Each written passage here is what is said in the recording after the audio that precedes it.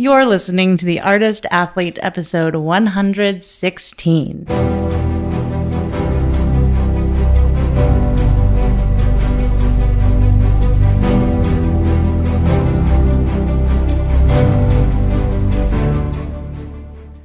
This podcast is dedicated to circus.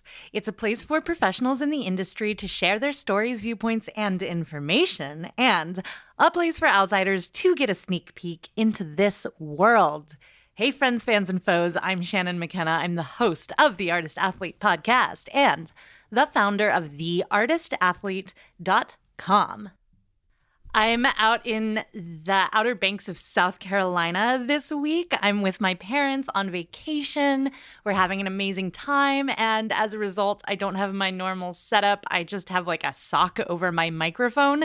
So if the sound's a little strange this week, don't blame Allison. Blame my ass for, doing that. But I mean, Allison's the best, so the sound probably won't even be that bad.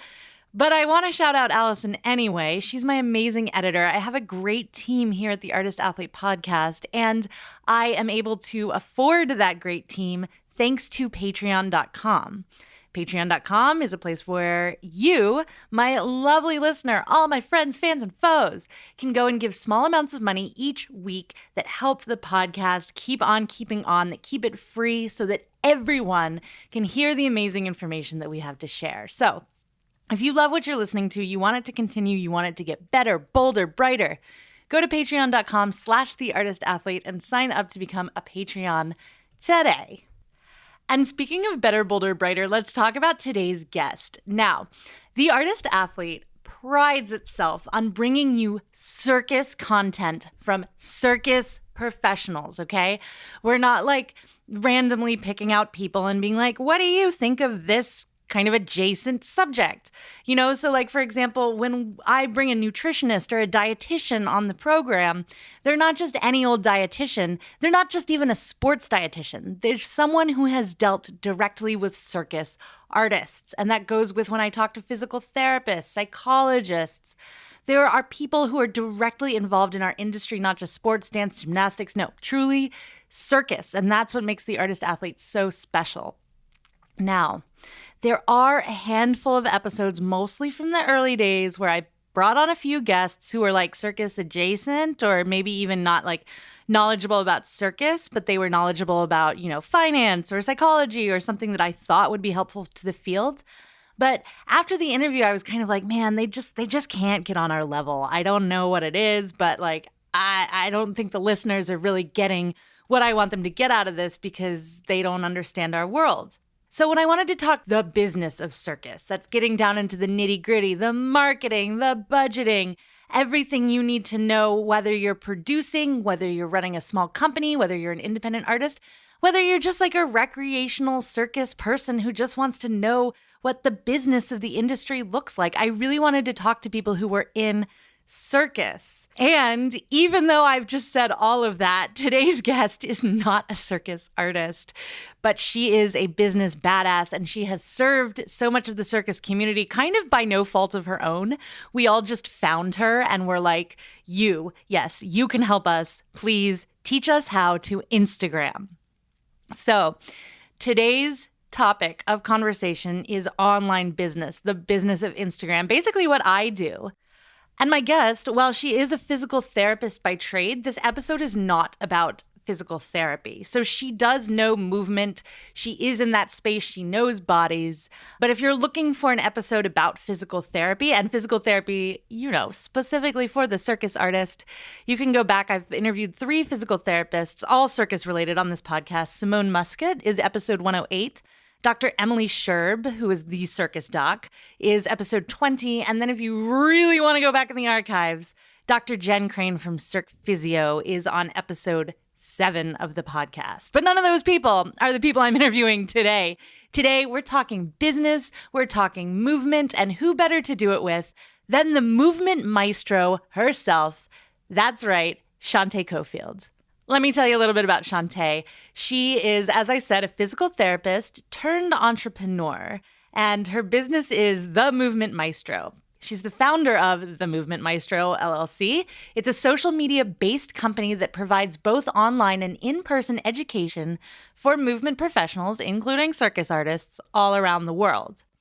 With her continued success in the online world, Shante's professional pursuits now center around providing business coaching with a focus on brand strategy and community development in the ever-growing digital marketplace. She is an Instagram wizard, which, I don't know, let's not gender this term. Let's just say she knows what she's doing. She's a proud SoCal resident. She drives a hyper green Jeep Wrangler and wishes to leave you this message. Be relentless in the pursuit of what sets your soul on fire. Want to get good on Instagram? Grab a pen and buckle up, guys, because this is my interview with Shante Cofield.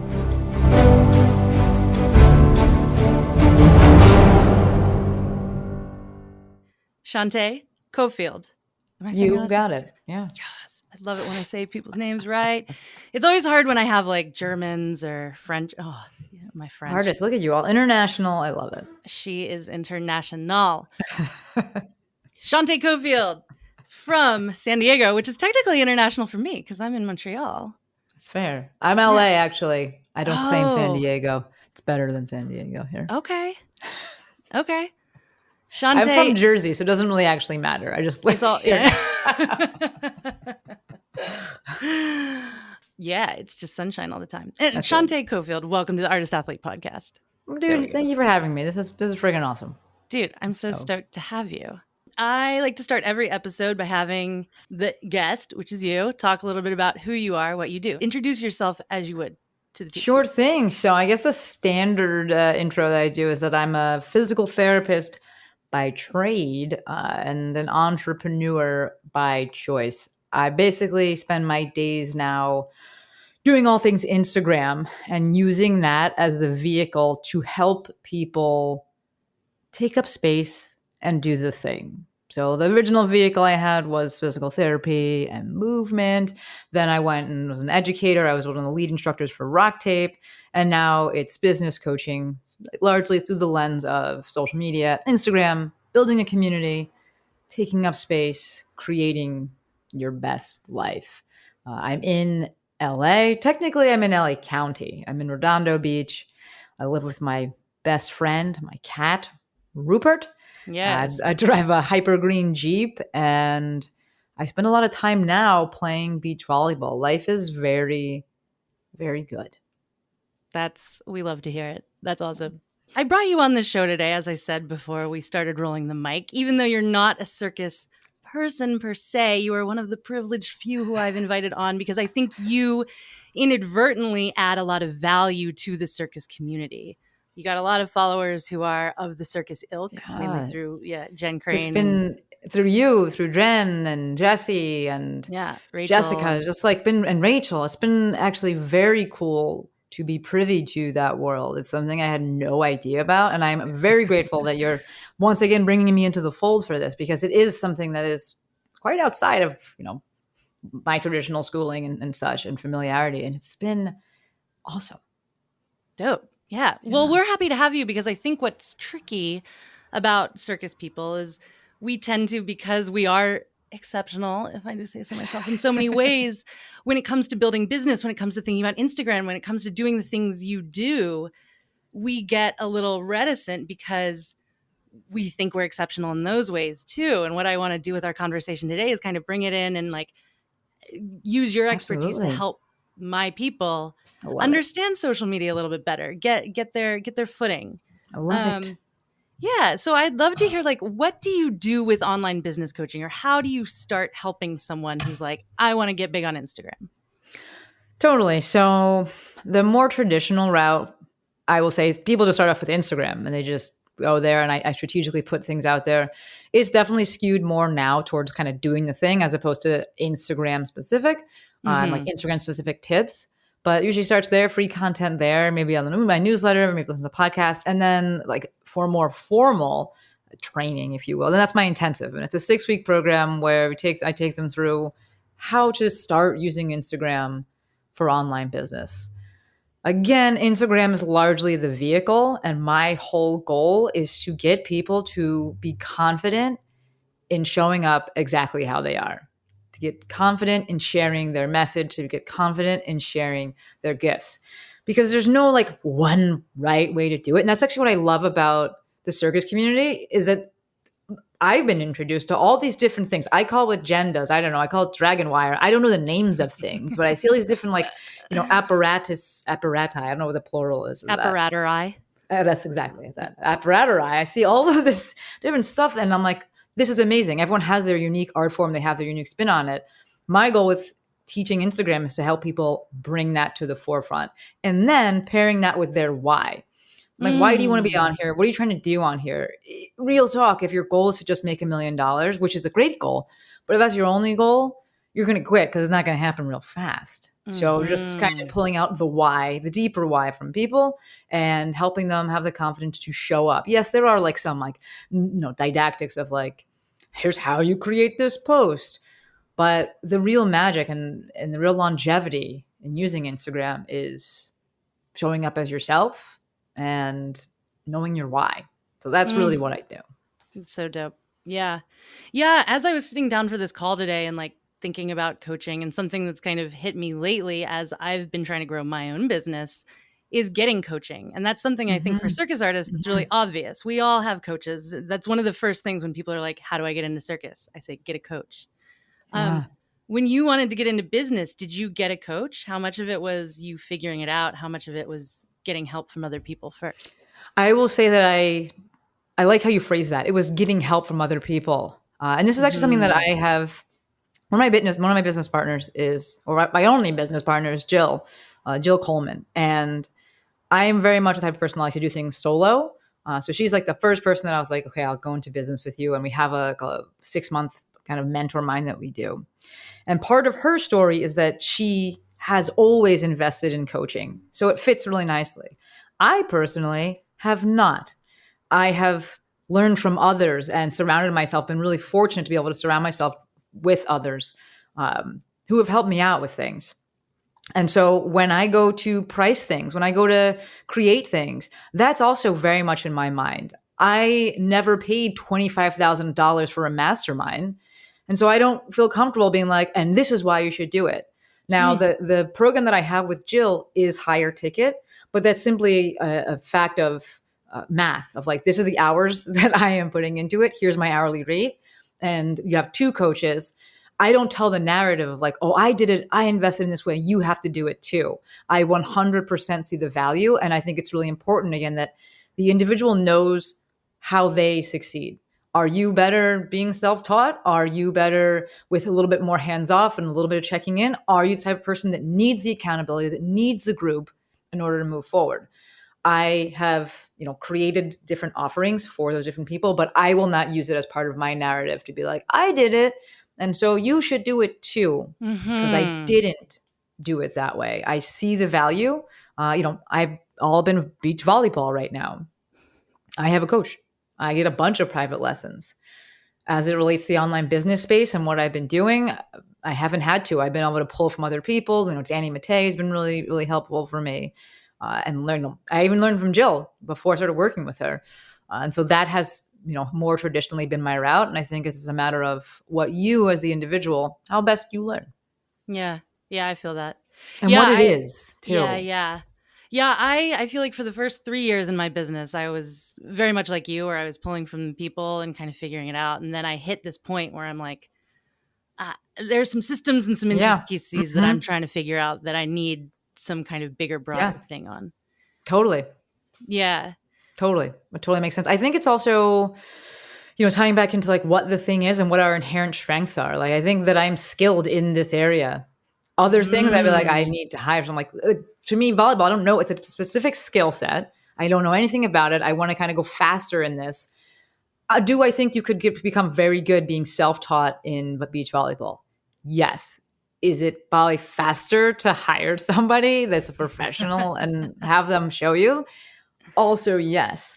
I think that I've had that like kind of, I started early enough with online business so that it's like I've been able to go slowly with it and haven't had to like expedite it. But I do see, and exactly what you said, where if I was like, I have this specific thing, this specific goal, let me find a specific coach for that, for sure. Yeah, word. Yeah. What are the advantages of having an online business? Oh man, freedom. So freedom, and when I say freedom, I mean flexibility. So I have a huge autonomy button. I like to have options, and being online allows me that. I know some people that might be overwhelming for them, and like they're like, I want the structure of things. I want to go to an office, which you can do too. You can rent a space and then go work from there. But to me, being online, it does give me more of that flexibility because you also have you have the opportunity to have a broader audience. So that's also going to be like, okay, I can provide services in a different way, whether it's like a DIY kind of thing and, do it yourself kind of thing, whether you're like, okay, I'm working in different time zones. That changes things up. You have more eyes to pull from. So, my background is physical therapy, which is traditionally a brick and mortar job, which means you're limited to who can actually physically come through your door, which means your niche may have to be a little bit broader than you'd like it. Because let's say like you're like the thumb guy. That's like what you do. A lot of people have thumbs, but not that many people in your town maybe have thumb problems. Where suddenly you go online and you're like, I have, whatever, 2 billion users or whatever on Instagram, and there's a lot of people there, so you have a lot more people to pull from. So I'd say the biggest benefit of the online space is the extra eyes and the flexibility and the options and the opportunity that affords you. Yeah, for sure. Yeah, that's something, again, for like circus artists. I'm always surprised when people, they end their performing careers or they stop being on the road so much, and then they kind of go to more traditional, they open a studio or they coach at a place or they work for another company. And I'm like, but there's this whole new frontier out there. It's the best time to be alive. It's literally a whole new frontier. The sky is the limit as it relates to what you're doing on there. And I think many good things came out of 2020, and people realizing the opportunity to be had and the value to be had and the connections that can be created, or the connection that can be created virtually. Mm-hmm. People realizing that, and suddenly it's like, oh, there is so much opportunity. This is so viable. This is so feasible. Yeah. Let's get into some of this, like connection, social media. How is it good? How is it bad? Because I know that there are a lot of people who have a lot of resistance to social media and talk about the harm that it does. Yeah. Right? Anxiety, for sure. Comparisons, these kinds of things. For sure. Yeah. I mean, I hear it, and I hear it a lot from people, and I almost feel like part of it is just, what is his name? Stephen Pressfield's resistance that he talks about. Like people are just creating or focus, not creating, because they're not making it up, but they're focusing on the things that will stop them. It's the resistance, because there's just as much good. Like, if I'm thinking about circus artists, if I was to be like, you could fall, you could get hurt, people could not like your performance, and yet you get started and you do it anyway. It's the same thing online. Like, yes, it can be bad and there's negative, but you can make it whatever you want it to be. You can make it wonderful. You can have, create, develop, foster incredible relationships. Even more than that, perhaps, or maybe I won't say even more. In addition to that, you can figure out yourself, that's one of the reasons that I tell people to post every day, is to figure out their own messaging, to figure out what they're actually trying to say, and to figure out what their values are, to figure out what they actually like. That's, to me, the beauty of something like Instagram in this case. And like this, and I think, your demographic inherently understands that, because you're creating every single day. And the clarity that can come from that is incredible. So yes, there is definitely a downside. The beautiful part of that is that with Instagram, in this case, in social media, you can control it. Like, block that person, restrict the comments, don't follow those people, mute that, don't go online, don't answer that DM. Done.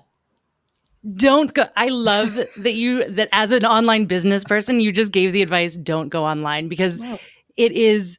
I always joke. I talk about like my circus career and how it's like almost like a physical risk, but it's worth it because I know what I'm doing.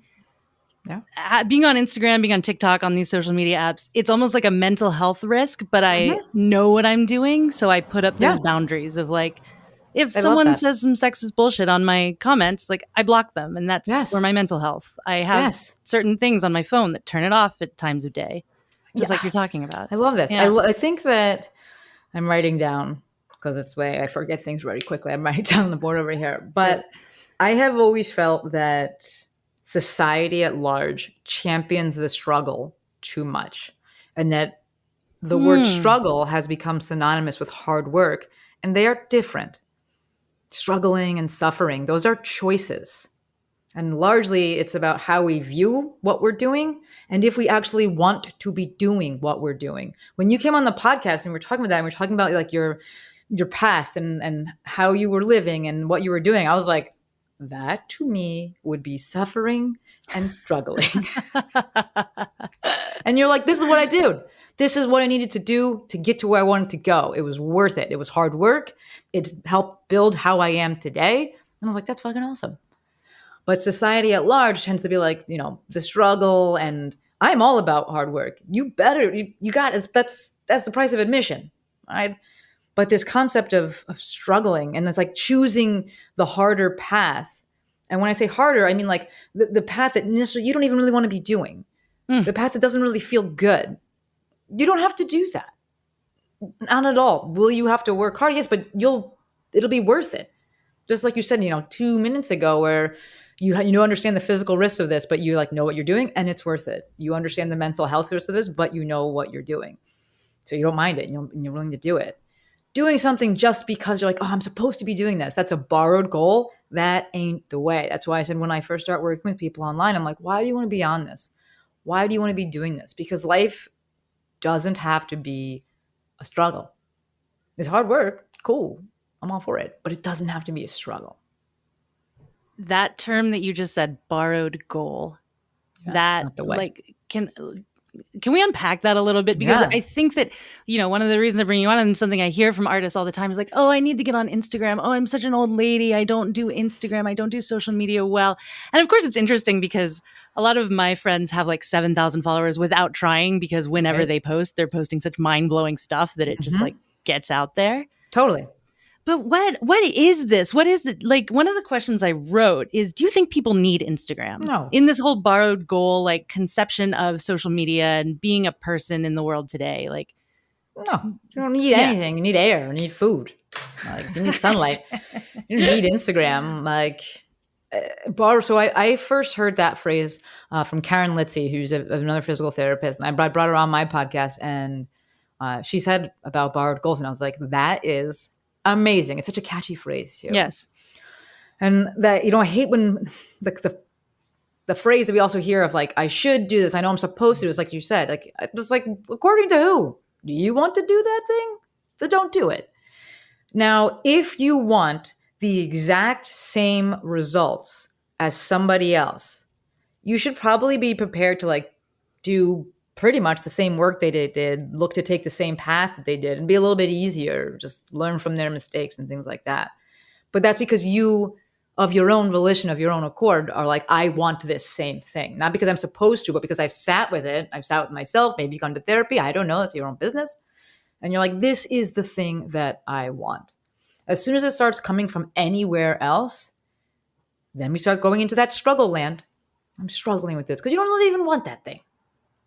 What do you want and why? So one of the drills that I have all my people do, I used to call it the 5 deep drill, and it's become the 5-year-old drill because I explained it once, and the person I was explaining to, he was like, that's what my 5-year-old does. And I was like, that's a great name then. So the 5-year-old drill is you write out your goal, and then you write why you want that. And then you answer that question, and then you say, why do I want that? And then you do it again, and you do it at least 5 times. And when you've done that, usually at least 5 times, you come to this like deeper why of like, because I believe that everyone deserves happiness. That's like a big one that comes back to me for like why I'm on Instagram. And that can keep you going. Whereas if you're like, I can't get back to that. If it always goes back to like, because my mom said I was supposed to, or because like society said, and I'm like, that's a borrowed goal. And we need to revisit that because it's going to continue to be a struggle. It's going to continue to be hard for you. And even if you get it, you're not going to be happy because it's not yours. That's so good. I mean, like, I mean, I hear that, you know, like not just from online business, but like everywhere, right? Everything. Like people who are like, I want to work for Cirque du Soleil. It's like, why? Why? Yeah. Why? Because you think that that's what people do? Right? Borrowed goal. Now It's I have so a word interesting. for it. You can talk to people about this. And if you really sit with them, sometimes I'm like, you could have what you want right now.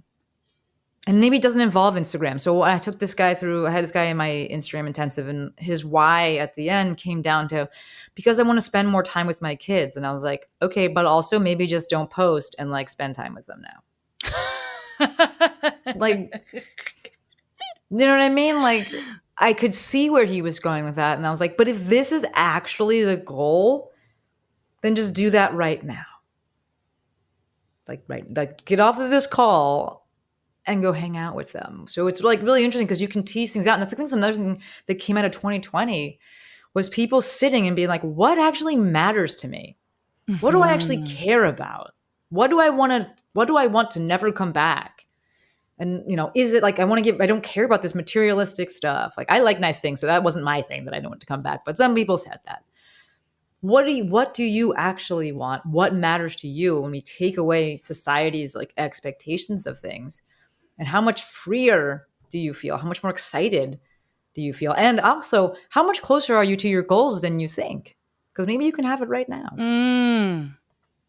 I have a really good question for you. I've been holding on to it for a minute. No, I don't remember it.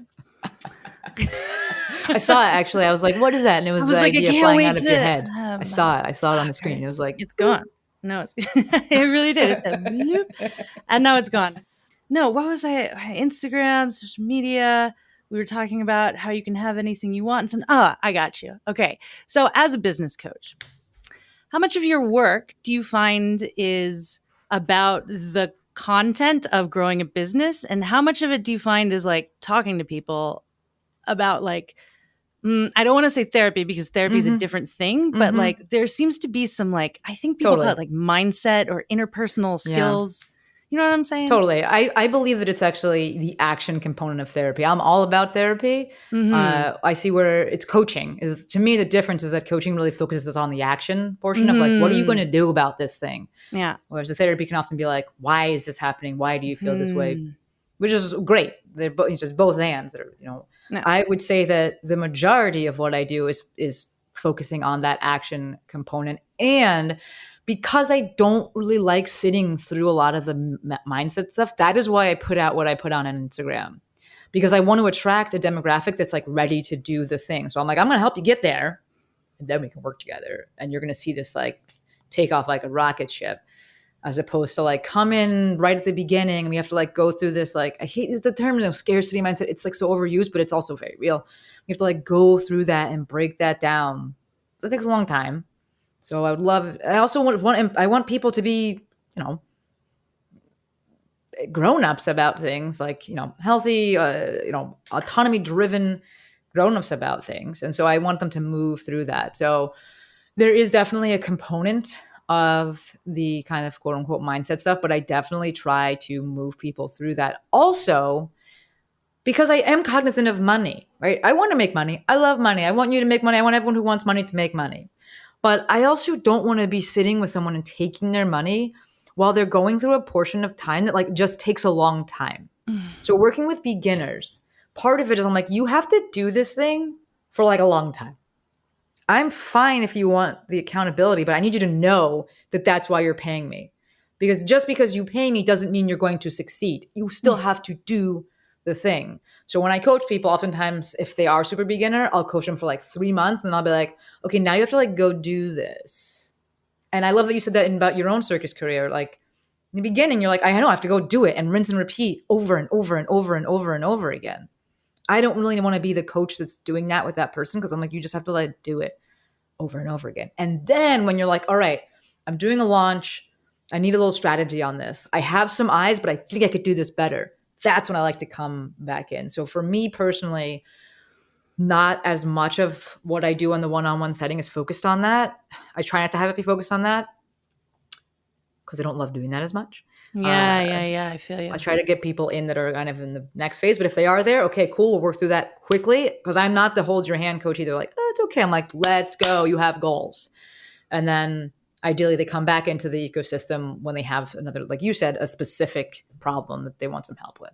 No, that's super dope. And it's one of the reasons, like of all the business coaches out there in the world, like I have so much respect for you and your work and your content because I do think that it's a slippery slope from business coaching to like this multi-level marketing thing where people are teaching people how to become business coaches. And that's the whole model. That drives this weird, me like self-helpy, I don't know what it is, but I don't care for it. A big thing for me is staying like 1 to 2 levels, I hate the, but like degrees, I'll say, removed from the actual end user. Like I don't want to train coaches who train coaches who train coaches who train coaches who then ultimately train the end user. Okay, yeah. It's too much. I'm like, does anybody actually have a successful business in here? Or are we all just like training each other? Is somebody helping the demographic with their nutrition? Like, what does that happen? Yes. So that's important to me for sure. So typically I like to work with the people who work with that person who needs nutrition coaching or who needs circuit coaching or who needs, flexibility coaching or movement coaching. I don't want to work with the person that needs the movement coaching. I used to do that and I was like, this is not for me. But the person who is actually coaching that person, that's really as far removed as I like to be. Gotcha. Yeah. So like a second line kind of support, which is awesome. Well, because then it does get into that like hierarchical. It's the teachers teaching the teacher training. Exactly. Exactly. 100%. And I'm like, And how do you know that you've gotten that person? I guess the bigger question I'm asking is like, how do you know if a business is viable? Presumably people are coming into you who already have businesses. And they've already made some money off of them or? Yes. So yes and no.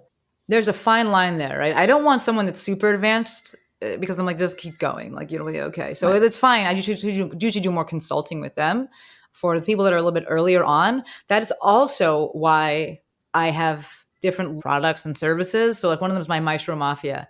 That's $37 a month. So for someone that's like, I'm not sure, I'm just kind of starting, I want a support system. I want a low financial investment for them. I'm not going to be like, pay me $10,000 for this thing that might not work.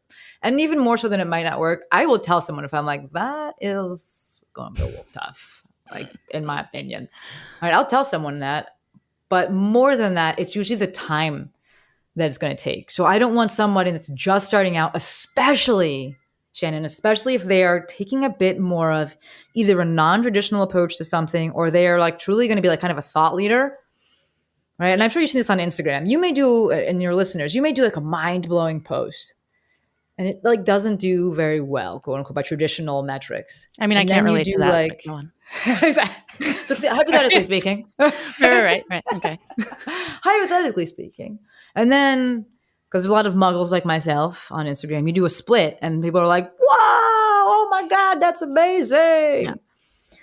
The reason that first thing didn't do as well is because people aren't there yet. It can be so profound, but they're not there yet. And Instagram, people are on Instagram to be entertained, inspired, and educated in that order. Entertaining things is things that we understand.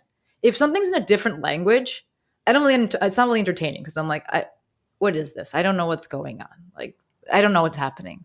And that's that is what happens when you put something out that's like maybe a really deep thought, really profound thing. It's essentially in a different language. People aren't there yet, so it won't do as well. So if I have someone that I'm like, I'm thinking of a client right now, and there's a lot of people that are ready to leave the yoga space. They're like, yoga isn't serving me. I kind of like this other model better. There's a lot of people there.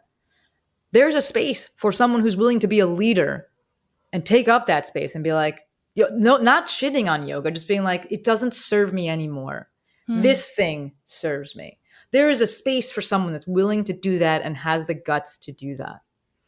But it's going to be slower than if you were to be like, I'm doing traditional yoga, because everyone understands that. It's the same language already.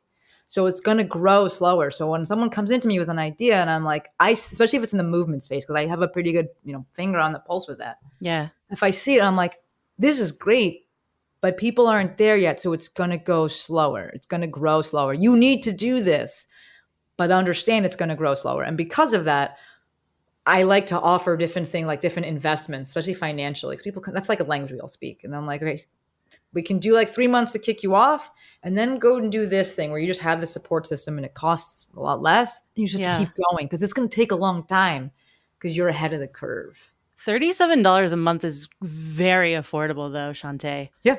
And I do that because I have the volume. So like pricing psychology is something that I really, really like. And I love to price disrupt. I love it because I can do it. I have enough eyes. And, one of the things that's really important to me, and I know for you too, is that you live the messaging that you put out there. Mm-hmm.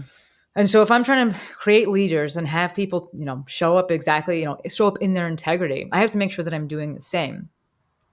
I don't believe in some of these things that are like just, especially with like business coaching, like what different are you going to get for $25,000? You better do the thing for me. Like, are you running the business for me? What's happening with that? Like that's a pricing psychology story that some people just need to spend a lot of money in order to do the thing. And I'm like, that's fine. If you know that, then let's say that. But for me, I'm like, hey, I believe, and this is my own personal story, if you can get by and you can succeed by piecing things together, by just being in a community of other people that are doing the thing, let me provide that for you and make it affordable. Because I have to run it. So like I need to eat. I can't be like, it's free. I got to put some kind of price point on it. And it incentivizes people to show up. Exactly. Like when you pay attention. I think that there is a nuance to that you don't need to pay $10 million in order to pay attention. Some people can just pay a little bit and they'll still pay attention. So that is why I go about it in that way. I did a whole webinar on pricing. I was like, dude, at the end of the day, price it at whatever you want. It doesn't matter. It's a story.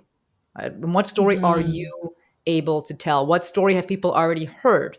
What story are you willing to tell? And when I say story, I don't mean make it up. Right, but what are you actually saying about this? Yes, I can give people an incredible amount of value for $15. And some people that are willing to listen and read between the lines and listen on the edges will take that and run.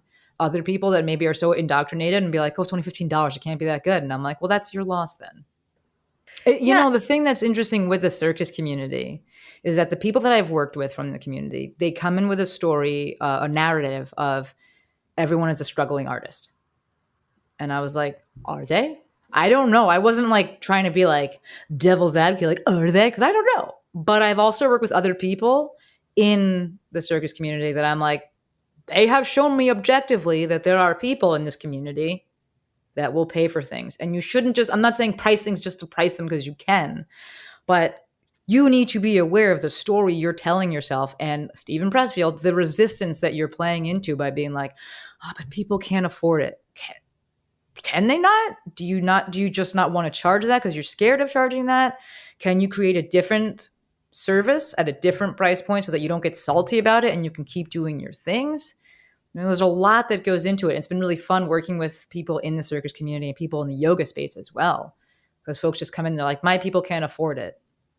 And I'm like, okay, can they not? And also, if they can't, maybe you then need to do something completely different. If you are so hell-bent on like, my people can't afford it, and I'm like, well, then I think you've just made this decision for yourself and you need to go do something else. If you're that hell-bent on saying that they can't afford it. Yeah.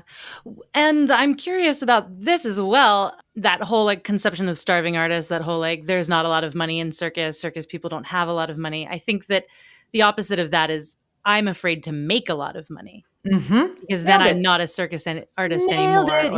Thank you.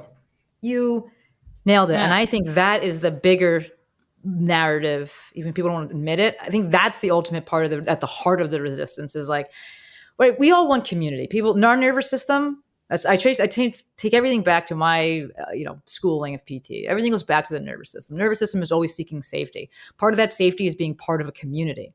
And you're going to do whatever you can do to stay part of that community. People would rather be objectively, scientifically wrong than lose their community. 100%. So if we have an artist and their whole entire identity is is this community. Their safety net is this community. They're going to want to stay part of it. And they will even self-sabotage to stay part of this. Because like you just said, if I make money, am I no longer part of this community? That's scary. I think these are things that need to be addressed. And so when I coach people, I'm like, how about if we elevate the entire community and you bring them with you? Instead of holding on to this narrative that maybe isn't serving you and maybe isn't serving anyone, what if we just elevated everyone? And it goes across the board. So it's yoga teachers, it's circus artists, it's women.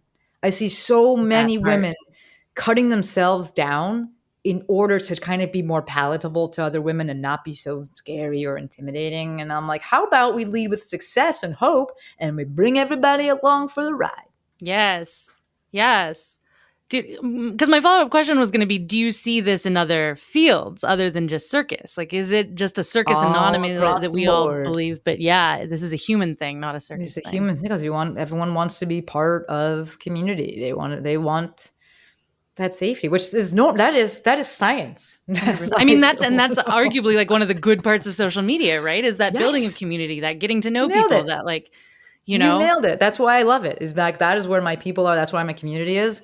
I'm like kind of working on a post in my head. I do that for a lot of things, but I'm working on a post in my head, something along the lines of, like, I need people to just accept that social media is real. It is a thing. You can make money on it. Like, yes. I think people are still like, they don't get it. They don't get the scale. They don't get the, They're just like, and I'm like, it's real. Like, just accept it and like, let's move forward with this. Like, it's been real for a long time. It's definitely real.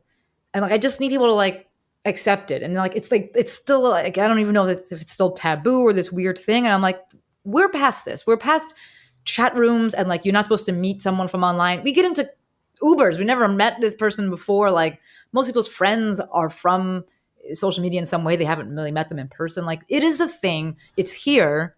Let's like, just like, let it be a thing. Like, stop trying to be like, oh, like, I'm kind of ashamed about it. Or like, it couldn't even happen. Yes, it's real. It's here. It's not going anywhere anytime soon.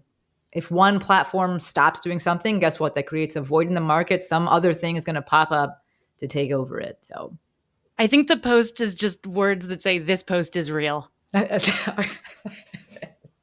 real. This is real. It's a thing. You're looking at it. It's impacting you. You're impacting it. It's it. Let's just like, let's move the conversation forward past this. Like, that's wasted energy. Oh, hey there. I just wanted to interrupt this interview real quick to just say one real quick little thing about myself, which is that I am not only the host of the Artist Athlete podcast. No. She is a business woman, and I run a whole company dedicated to the education and inspiration of circus artists. That goes from people who are just doing it, weekend warriors, as a hobbyist, recreationally, or if you're a professional, you've put in the hours and you need more resources. Go to theartistathlete.com. There are a ton of recorded workshops, online manuals and ebooks, everything you could possibly need from me and from some guests on this show about everything from nutrition to training your shoulders to really specific aerial moves that you need to master. Again, theartistathlete.com. And just because you went there from listening to this podcast, use code PODCAST and get 15% off your entire purchase. That's right. Theartistathlete.com. Use code PODCAST at checkout for 15% off your entire purchase. And have a great day. Back to the episode. I want to talk about content creation and like the question of like, how do we get big on Instagram? What do you I'm using Instagram because it's kind of the widest thing. I recognize that like, and I'm kind of on my TikTok game right now. I'm like checking out that kind of field. There's a lot of other aspects to online business, but I think the gram is something that circus specifically is really there. You're really there. We're doing it. Yes. And something you do that you make very widely known and you follow by example again, very impressively, is post every day. You create a piece of content and you put it on Instagram every day, which is not what I do at all. I'm very much more, and my goals are a little different. Totally. But that's the discussion I kind of am interested in is like quality versus quantity, because I will sit down and I will take 2 weeks and I will draft my caption and I will, and I will video edit and I will do all this stuff and I will, regularly hit, for 22,000 people, 1,500 likes, or like get that kind of engagement. Because my goal is to really produce like quality work. Totally. But I'm interested. And when I was starting out, I was much more of a quantity person. There you go. That's the difference. So let's talk about this quantity. Let's talk about the quality conundrum. For sure.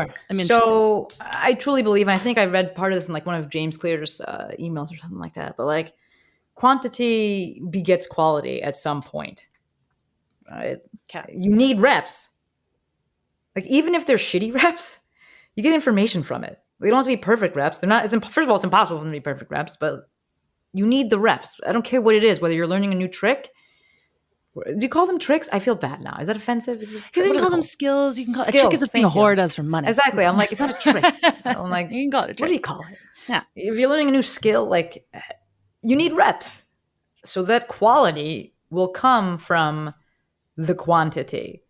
You are not a beginner anymore. So suddenly, right, one of the things I always say is you can't optimize a habit before you've built the habit. Right? First build the habit and then you look to optimize it. So do it every day you lower the bar to entry, or the barrier to entry rather, as low as you can. So yes, I want people posting every day because 1, I want them to establish the habit. 2, I want them to learn what they like talking about. And 3, I want them to start seeing the world in terms of content. You will not see that if you're not looking.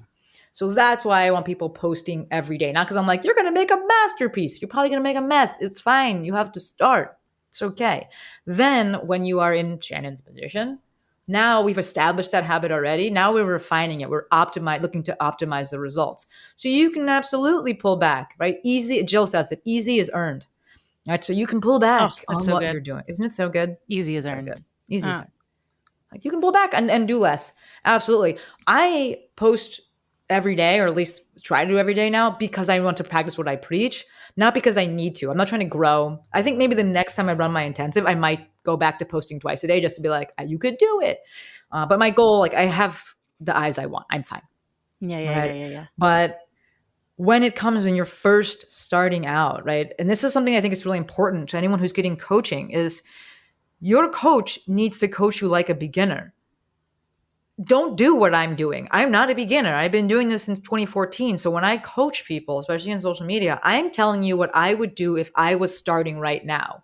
I'm not necessarily telling what I did when I first started. Some of it, yes, but also the landscape has changed. So I'm telling you, if I was to start today, this is exactly what I would do, which is likely somewhat different than what I did in 2014. And it's likely very different than what I personally need to do because I started in 2014. So yes, quantity at some point begets quality. We have to start off with just establishing the habit. Then we can look to optimize the results, optimize the outcome. People look to skip that and they're like, what's the best way to do X? What's the best way to do Y? The best way to do anything is the way that keeps you going, because you have, it's longevity, right? You have to keep going, especially with Instagram. So TikTok is, they're kind of like, TikTok's kind of like drawing from the Book of Vegas, we'll say. And they like to give people wins because they know if they give you some wins, you're going to keep playing. So with TikTok, there's like always the chance of going viral. And so like it's just like putting money in the slot machine where you're like, is this the time? Is this the time? Maybe it's this one. Instagram's like, you better come just bet for 10 years. Just keep coming and playing. Like, it is a long play game. And I tell people that all the time. Yes, there are some outliers, people that like grow real fast, but it's a long play game. TikTok, on the other hand, does allow for that virality, but we know everything has an opposite side. The downside, I guess, with that is that you get a lot more of a negative audience that you can be exposed to. When you have a slow burn with Instagram, you're getting people that like are truly invested. They get to know you. They like you. They're generally pretty kind. When you get like a, flash in the pan there, you're just like, oh, wow, I'm put in front of someone new, which we're seeing with Reels on Instagram as well. Suddenly you have like this people, then you're like, you're not very nice to me.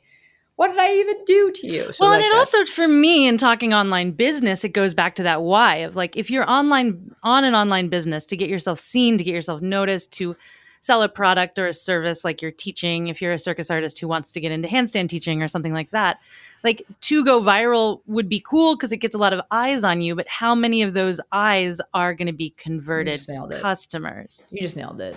You just nailed it. So I know we just had the conversation of quantity begetting quality, but this is different because this is another example of quantity. In this case, not necessarily begetting quality, because the first one was your effort as it relates to quantity begetting quality. This is just like happenstance and like, math. Like, yes, overall, maybe you get like objectively like 5 more quality people, but it's not the same because you're still kind of like in a crap shot there of what we'll get in. And so when I'm talking about business and Instagram, and I have like metrics that I want people to look at, because people love numbers, and I'm like, they don't really matter, but okay, cool. Well, that's interesting, because actually my follow-up question was like, if you're producing all this quantity, I'm sorry, I just cut you off. Yeah, go. But if you're producing all this quantity, at some point you do have to start looking at quality and which posts are doing better and which are getting more likes and which are, because as much as you want to put out what's happening, you also have to respond to how people are responding to what you're putting out. For sure. It's a fine line, because then people keep going like, oh, but you assume it's going to do well. One, we're talking about human behavior, so you can never really predict it. We know that just because of the way the quote unquote algorithm works, if you have a post that's like a lot of skin, tattoos, it'll probably do better.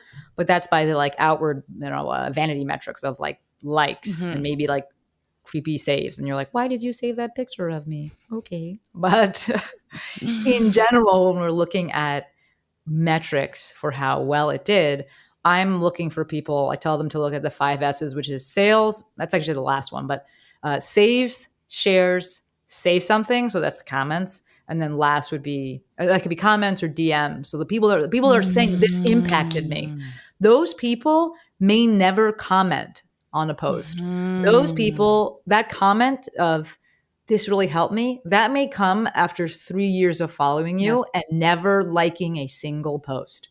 It's wild how that works. And the 5th S is sales, right? And we know this from our own human behavior. We're in a business of trust, right?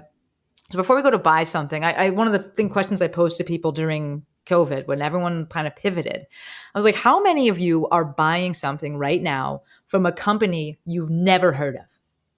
No one was doing that. But I'm like, but you're still buying from people, but you're not buying from someone completely new. We know that we need that trust and that familiarity in there, which is, again, why I tell people to post every day, just so you stay, like, they'll come back. I call it second chance sales. Like, people have to be ready for it. They have to actually need it. They got to want it. The stars have to align. It's keep showing up for those things. But if we're just focused on like, okay, how many likes did this thing get? All right, this thing did better in terms of like, more likes. You're probably going to put out the wrong kind of content, to be completely honest. I want people putting out the content that comes easily to them. I did a post about this other day and people were like kind of triggered. There was like a handful of people that were triggered. And I was like, 2 reasons, not the only 2 reasons, but 2 reasons why people struggle. There's that word, I strategically used it. Why people struggle to create content. 1, they don't like what they're doing. 2, they don't believe in what they're doing. If you're not liking what you're doing, if you're not believing in what you're doing, when people show up with conviction, people love that. They want to be part of that. When people show up with passion, they want to be part of that. So it doesn't really become a matter of me creating content that I think my audience will like or based on what they've said. It becomes a matter of me putting stuff out that I am passionate and fired up about. And I already know that if I'm fired up about it, many people are going to like it. It's going to resonate with them. So it is somewhat, I'm not like completely ignoring the general demographic, but I believe that when it comes to being a leader, being a coach, being a creator for this audience, you're not 1 step ahead of them. You're 5 steps ahead of them. 1 is not enough. So I'm not really as concerned with like what people liked, because they're behind me. I don't say that in a bad way, but they're like back here dealing with things that I've already dealt with. In my mind, I'm like, what next? All right. So to borrow from Seth Godin, he says, people like us do things like this. Take it a step farther, that would be people like us might like things like this. So when I'm looking to create something new, there's a good chance that it's not coming from directly from like specific metrics. It's coming from a feel of like, I see this, I feel this, I'm listening around the edges, I see a gap here, I see a need here, I'm going to make that. So that's why I don't like people to be so focused on the metrics, because the metrics are almost like in the rearview mirror. And it's kind of like, yeah, I already knew that they were going to like that, but we're going there. That's why. That's so good. That's super high level too, I will say. I feel like I enjoy this stuff. I sit and think. Just me and Rupert. I'm like, Rupert, what do you think about this? Just sitting and thinking, reading your James Clear, Stephen Pressfield, Seth Godin. I'm gonna put in the show notes some links to some of the people that Shante has alluded to, because they're all thought I'm leaders. working on finding like someone that's not a white man, because like that's the three people I threw Actually, out that there. was going to be my follow-up question to you. And I'm like, you got anyone who's not a white dude? You know, and that's like, I'm going to just write something. Please. For me. So what is it? The James Baldwin quote, the master's tools will never dismantle the master's house. I would add, but they will let you into that bitch. And then you can do whatever you want. So for me, I will take from what these white men are saying, because it worked. It's infiltrated a lot of things. It's reflective of like, you know, society at large and where we're at. And I'll take that and then be like, how do I make it better? How do I improve? How do I maestrify that shit? So I'm very, you know, cognizant of the fact that a lot of the names that I said, where I get things from are, you know, bits and pieces from books from white dudes. My goal is to take the best shit and make it even better. Yes. Quote, or make it best relative to, no, I love that. And kind of what you said earlier about this like sticking point that you find artists have and that women have around money. It's an interesting thing, because it's something that when I, you know, was interviewing for these business coaches that I was talking about, I was interviewing all these men, and I was like, there's a part of me as a business owner that you will never understand, because you are just you are just coming from a different place than I am. That's it. Your whole worldview is a little bit different, just a little bit different, enough where like it's enough for me to be like, I need not you. Totally. I totally agree. I love looking at what is said and done, especially by white men, because it's proof to me that things can be done that way. I'm not saying it's the right way, okay? But if we look at certain things, like if we take men and women tend to market themselves and lead with like relatability, lead with their failures to kind of cut themselves down. If I look at what men do, they're like, here's my victories. Here's what makes me, you know, even if they're not even fully qualified for this thing, here's what makes me qualified for this.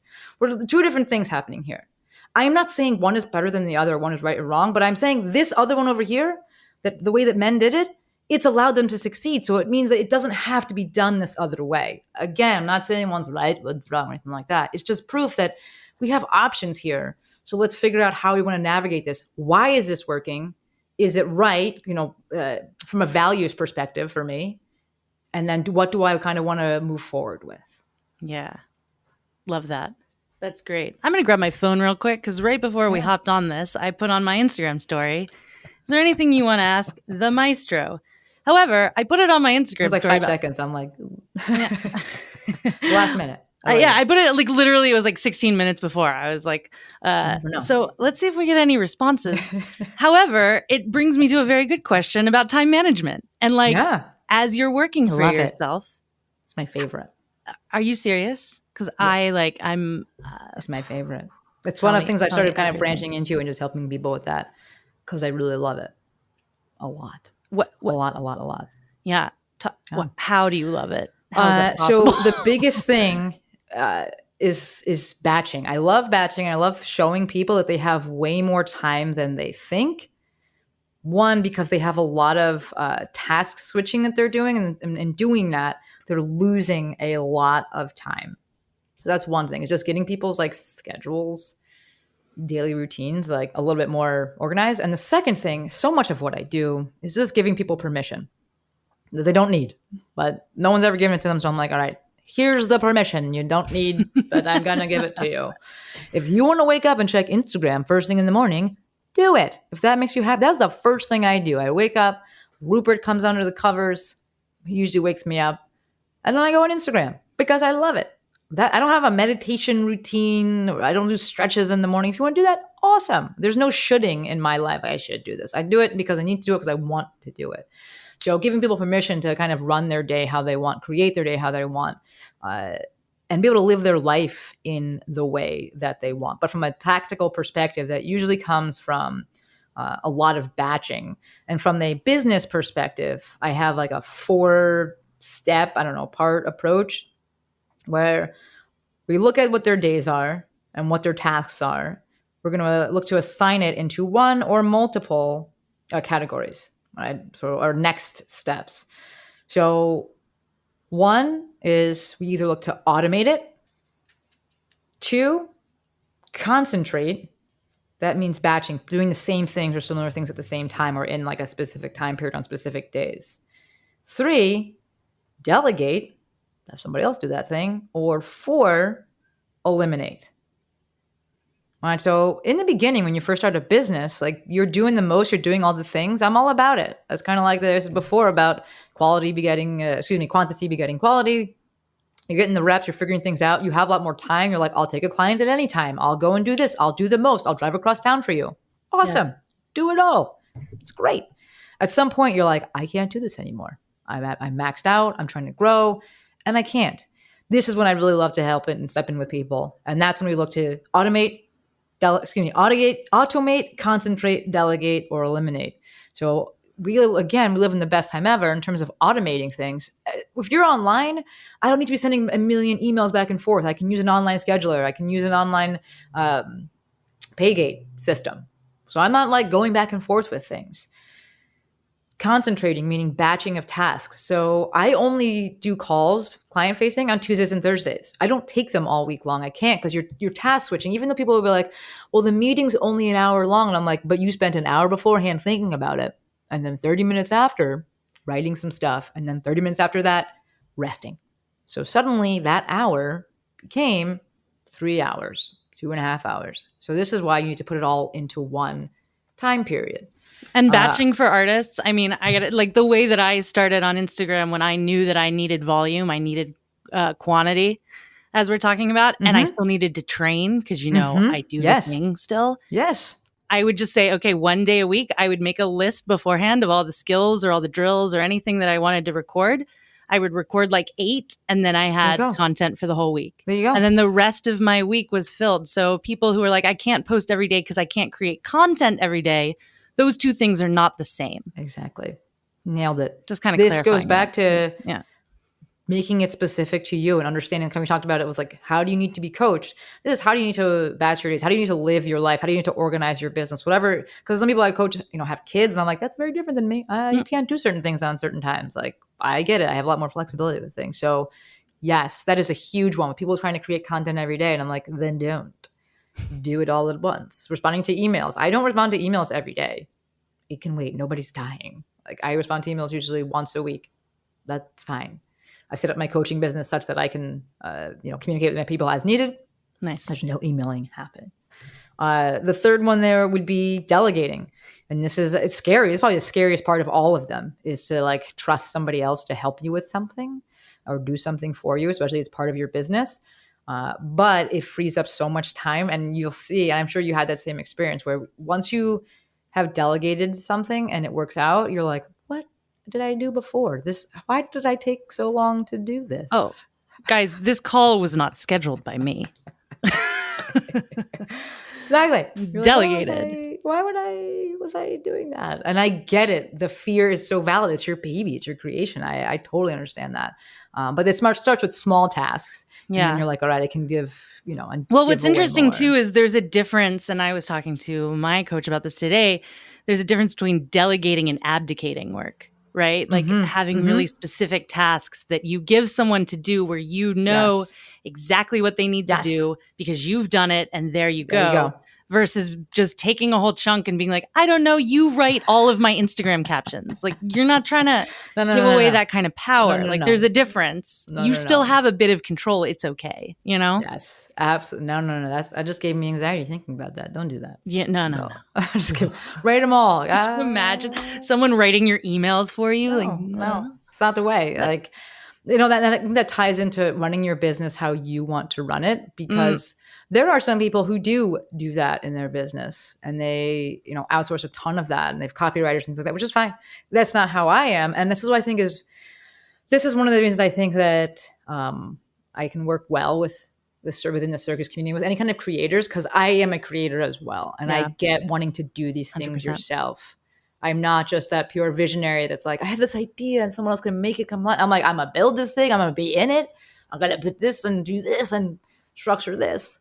So I get that 100%. And I love that differentiation there, Shannon. That's huge. And then the last one is just eliminating. And that's like, you just don't do that thing. So for me, so I used to do 2 podcast episodes every week. And at some point, I have like 300 episodes now. And at some point I was just like, this is kind of a lot. And I'm not sure if the audience can even keep up with it. So I did a poll and I was like, would you be okay if I cut that down to only 2 long episodes a month instead of 4? I still do a weekly short episode Thursdays. But would you be okay if I just cut that out? And they were like, absolutely. So I just got rid of it. You know, with my podcast as well, I have automated a bunch with how the emails go out. I have outsourced or delegated a ton with like who sends the emails and who sets up the Zencaster room and who does the podcast art. I don't do that stuff anymore. But taking people through that, I do love doing that. And people start to realize how much more time they have. I think that if we tie it back into the resistance, some people, they like to be busy because it makes them feel productive and it makes them feel like this is not just a hobby anymore, it's a business. And you're like, but you're not doing anything. You're not really accomplish anything. And like some people, they've grown up like that. Like it's like instilled in them, like they have to be working. And they like can't take that, not be doing something. So they just fill their time up. So going through that with people as well. And then you just batch stuff for people and suddenly they're like, I have so much time. I'm like, you do have so much time. This ties into, though, Shannon, I really loved and appreciated your story, the hard work component, because some people, and I'm just going to say it, they just don't work hard enough. I'm not here for like grinding just to grind, but like this is a business. And so you have to work and produce things. I think that artists inherently understand that. Like you have to work on this thing. It may be fun, you may love it, but you're going to work. Well, I think we understand it when it comes to circus, but for some reason the jump to like why does she have 22,000 Instagram followers? She's never worked for Cirque du Soleil. It's like, well, she worked her ass off. My Instagram. That's it. She worked that's literally like that's literally it. That's literally it. So I see in some people that struggle when we're working on time stuff, I'm like, you need to do more that day. You only had one call.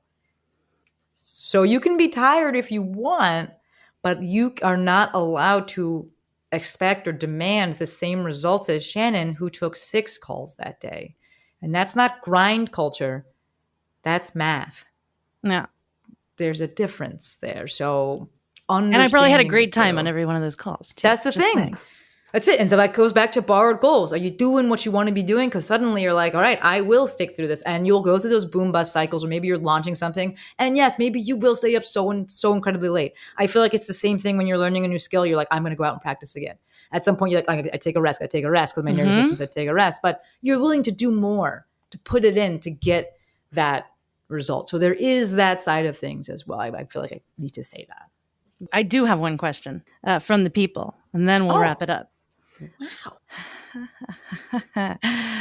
And I feel like we don't have enough time to talk about this, but I think it's an interesting thing because I know Jen Crane experienced this as well, about being a PT, the biggest regret, and the learning experience as a business coach. Cool. You know what is your biggest regret about being a PT? And then what is your biggest learning experience as a business coach? Love it. That's a good question. Love it. So, hold on, I'm writing this down here because I actually kind of have big feels about this. I have no regrets about it. There's no point. there's literally no point in having a regret. I can't go back. I can't change it. Like, I think it's super important to, and this is not about being like, toxic positivity. For me, it's about being very objective. I did this thing. I take radical responsibility for the decisions. Do I have a lot of student loan debt? Yes. It was a choice I made. I don't regret it. I made sure that moving forward, I'm like, I made that decision, so I'm going to squeeze every last freaking drop out of this to make it worth it. Simple as that. It's a very interesting question, and this is not the exact same question, but people will ask, like, what was your biggest failure? And I tell them, number one, I've never failed. It's a choice to view it as a failure. I've learned from it. Things have been hard, but it's not a failure. I am more interested in, why are you asking that? What does that do? And this, I think, ties into our whole, like, wanting the sense of community.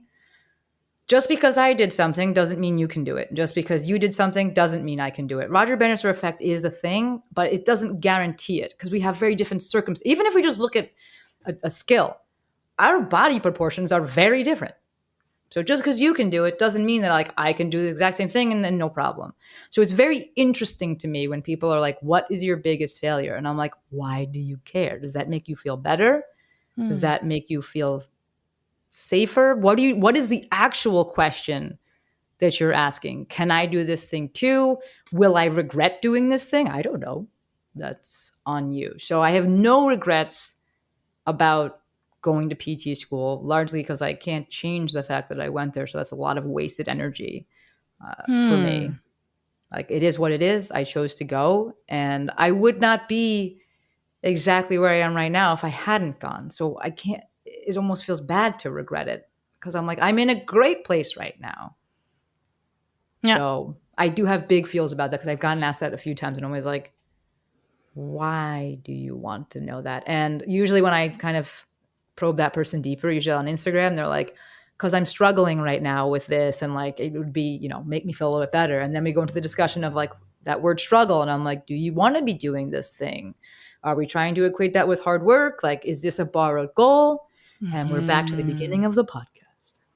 Full circle. But the other question this person had was, what is your best business or experience? Best business. I like that. Yeah. I like that.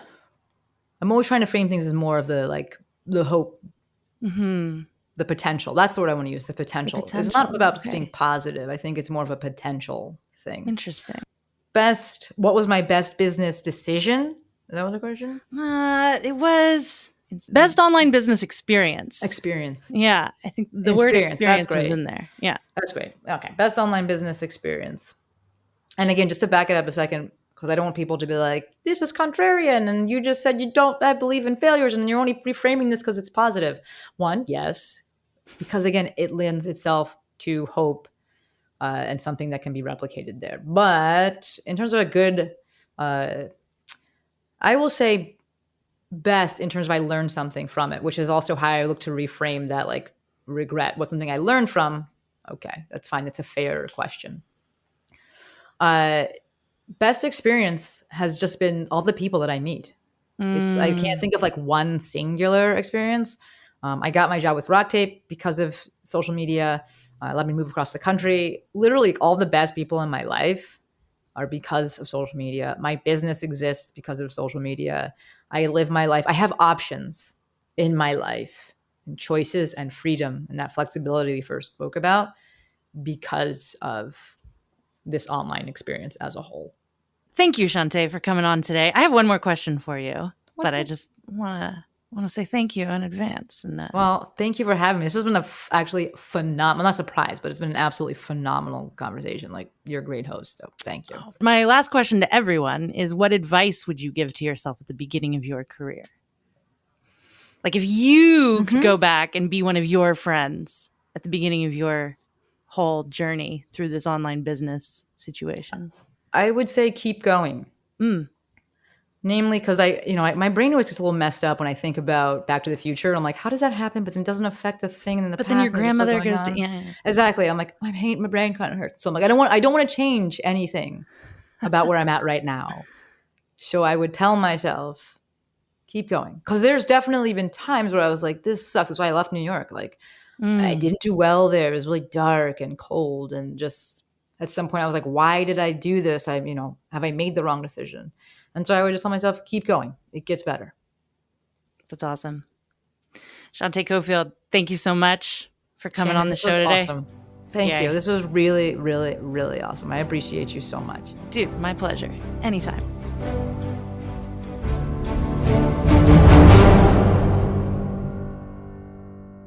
That was my interview with Shante Cofield. Y'all, I know that was a long one, and if you're still here, you're probably like a do or die, want to get good at Instagram or social media in some way, and are listening till the end to see if I have any last tips as an Instagram fanatic myself. And to you, I would say that the question that Shante asked at the very beginning, the why do you want to be on social media at all? Like, what do you think it's going to do for you? Because it can do a lot for you in a lot of different ways. So before you attack it full on, I would say get very clear about what your goal is with it. Do you just want to build a large following? Like, why? I can promise you, as someone who has, well, not a large following, but almost 23,000 followers, it's really cool. It's really amazing.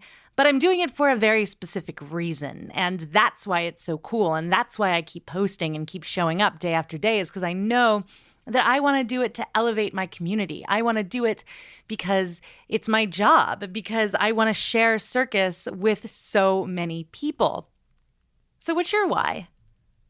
Because to quote Shante in this episode, you don't need Instagram. You need food, you need air, you need safety, but you don't need Instagram. So why are you on it? Why are you so obsessed with it?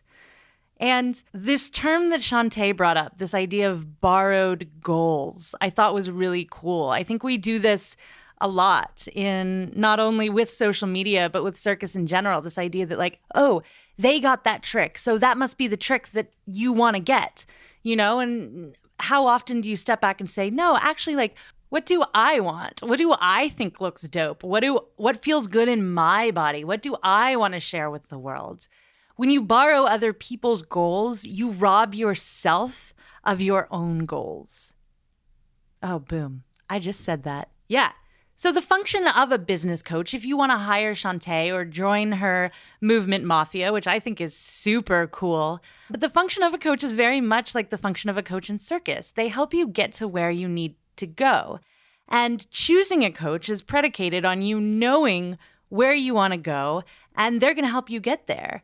So what do you need in a business coach? Like if you were to be on Instagram and say, okay, I want an online business.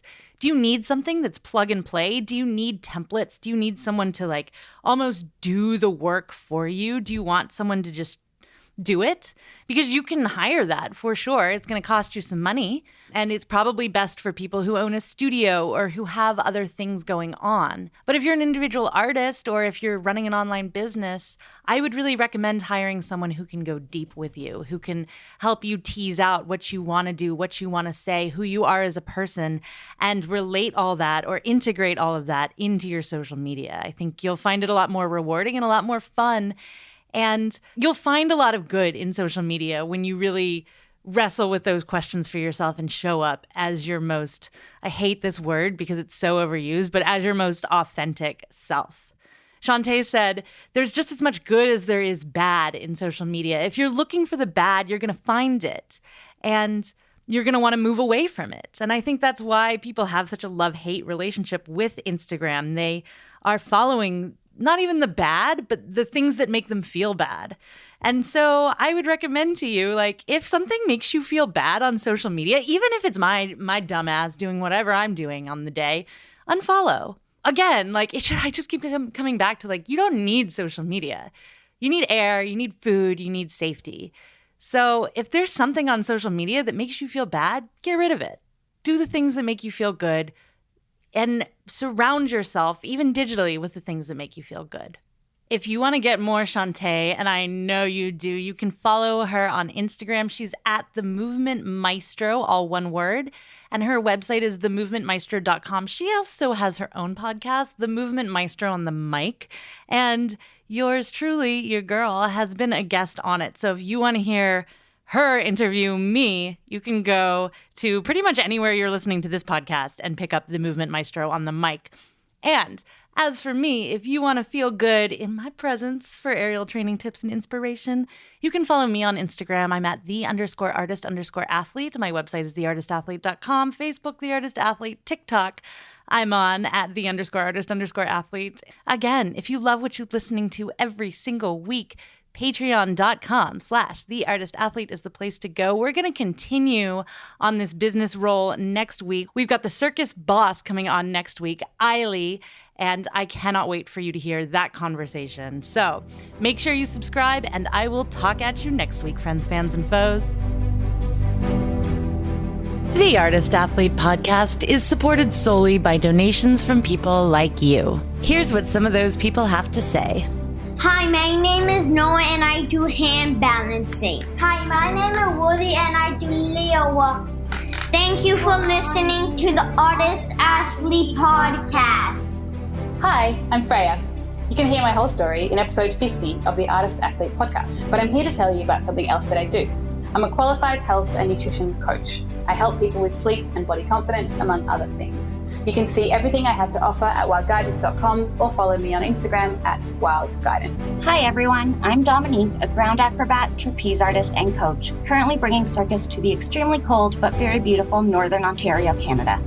Circus has changed my life and I'm so grateful to everyone in this community.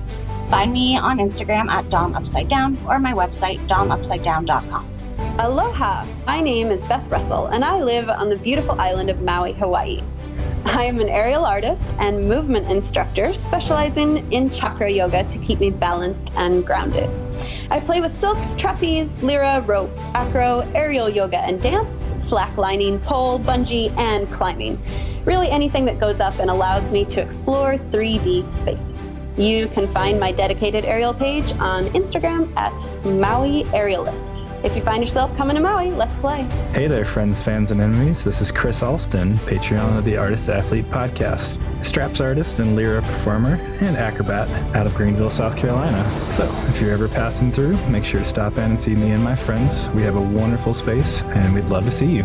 Hi, my name is Erica Lee. I'm from St. Louis, Missouri, and I'm an aerialist. I teach performing arts to elementary school during the day and do pole and swing and rope by night. I really, really like the Artist Athlete podcast because it gives me a lot of circus goals to look forward to. It gives me a lot of insight on what's going on around the world in circus, and that's why I'm Patreon. Hello all. Thank you for tuning in to the Artist Athlete podcast. I am Opal Schwartz from Minneapolis, Minnesota. If you're ever in the cities, feel free to stop by the Aviary Minneapolis. It's a great time. With that, I hope you all have a wonderful rest of your week, and goodbye. Hey there, artists and athletes. This is Andy Smith, owner and artistic director at Saltaire Circus School in Jacksonville Beach, Florida. And I want to thank you for contributing to the Artist Athlete podcast. If you ever find yourself down in Florida, come check us out. Whether you're an artist, athlete, or someone ordinary just looking to be extraordinary, we got a place for you.